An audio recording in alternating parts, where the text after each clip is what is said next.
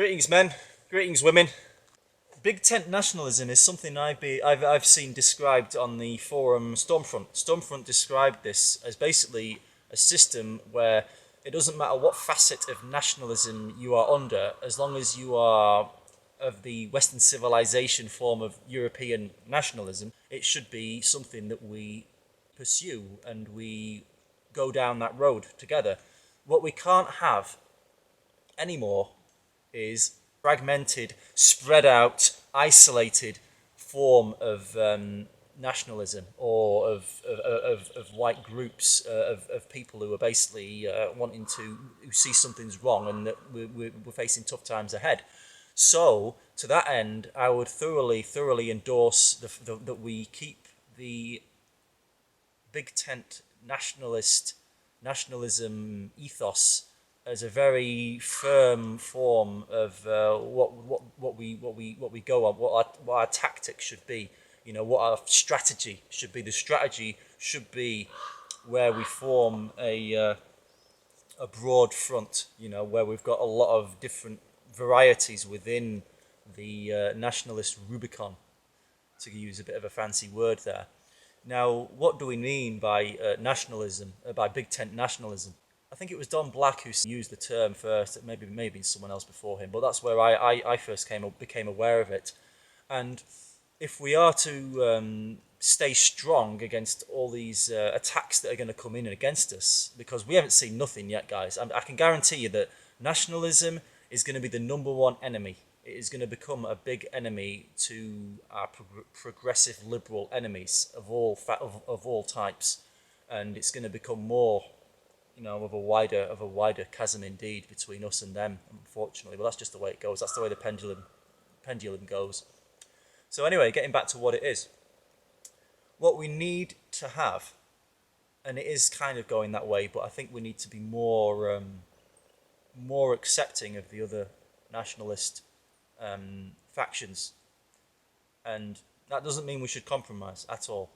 There's no way we should see any compromise from Odinist, as a true National Socialist, Wotanist, Civic Nationalist, and all the other, and you know, Paleo Conservative, European Nationalist, your aristocratic Nationalist, bloody glorious kill Nationalist. You know, there's so many. You know, there's so many different ones. Alt-right Nationalist, and so on and so forth. But what there needs to happen is the alt-right does need to become a little bit firmer. I don't really have a big deal with the alt-right folks too much, and I know some people do, and it is a debate. It is a bit of a raging debate, to be truthful. But there should be no compromise on the traditional facets of nationalism, and that's described most of what I just described. However, the alt-right has to try and become more. It needs to become more fucking manly. You know what I mean? The alt-right needs to become more manly, more traditional, and less pandering. It doesn't need to. I don't want to see any more of this pandering. Ideally, I mean, I don't think any of us really want to see pandering within the alt-right to the crumbling, corrosive effects that are starting to get into it.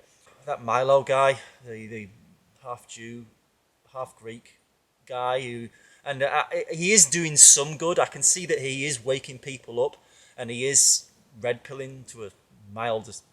He is red pilling in a very watered down way, but you know, we can't really use him as what the alt-right spokesman is. You know, he should really be an auxiliary. An auxiliary is someone who isn't part of the movement but is supporting the movement, who believes in the movement, and we can, you know, we can sort of like, we don't turn our backs on them completely to trust them, but we can sort of have them off to the flank somewhere as an auxiliary. You know, an auxiliary was someone who supported the main force or army, and often quite well to an extent as also. So we should have these auxiliary elements, but they should really know that they are auxiliary elements, that they're not really part of the main movement. Ideally, you know, that's how it should be.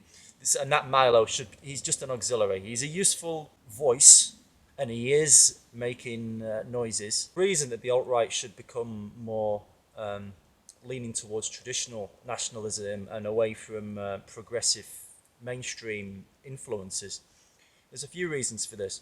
One of the first reasons is that the older you go, the more you go back, the more true to the original concept and belief and decency that there was. So nationalism of the 1800s onwards and before that, and tribalism, of course, is a more ancient and more venerable aspect than the more modern forms took on. So I'd say after World War II, most nationalist ways after World War II are pretty inferior, to be honest. I mean, civic nationalism at least holds the line to an extent, but even that can't really hold the line against the attacks by the left, because they always get told to lean more towards the mainstream and less away from tradition. So that's one reason. The other reason is traditional nationalism is generally tougher and more resilient to hostile effects. And the third reason is nationalism is time proven and battle proven, time honoured, and has made a lot of sacrifices over the years. So these are key reasons why the alt right is more than welcome in this time that we now face as a civilization and as a people, of course. So it needs to be welcomed, but it shouldn't get a pass. It shouldn't get like a free pass just to suddenly lower the bar. It should understand what it's coming into, what it's now a part of, and how to move forward. The alt right is a very new phenomenon. It's from three key areas: Generation X, Y, and Millennials. That's one of the key areas. Those three generations. I'm not really including baby boomers with the whole alt right thing, because baby boomers, the ones that are woken up, generally are already part of other nationalist movements and hard right conservative movements.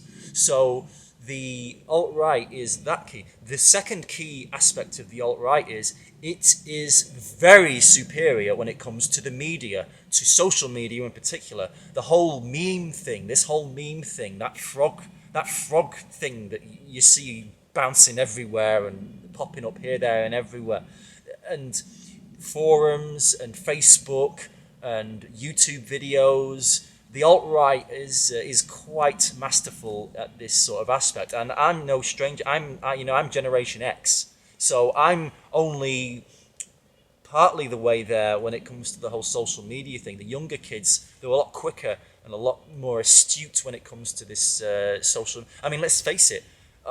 This whole fucking hashtag thing, it's a bloody mystery to me. Honestly, I'm an infant when it comes to the whole hashtag going into the Twitter hashtags and all this shit. Honestly, I haven't a fucking clue half the time with it. But the alt-righters and the Generation Ys and millennials especially, they lap it up, guys. They absolutely eat it up and ask for seconds. So this is one thing that the alt-righters bring to the table, and is more than welcomed, and it's more than needed, especially with the way media is getting sidetracked nowadays by the internet. So that's my thoughts on the Big Tent nationalism and alt-right coming into it. As always, folks, Europa Infinitus. I'll see you on the next video.